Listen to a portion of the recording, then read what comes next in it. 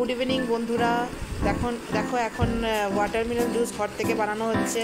তো এখন তো খুব গরম পড়ে গেছে, তো ওয়াটারমেলন জুস শরীরের পক্ষে খুব ভালো বলে, তো আমরা ঘর থেকেই বানাচ্ছি।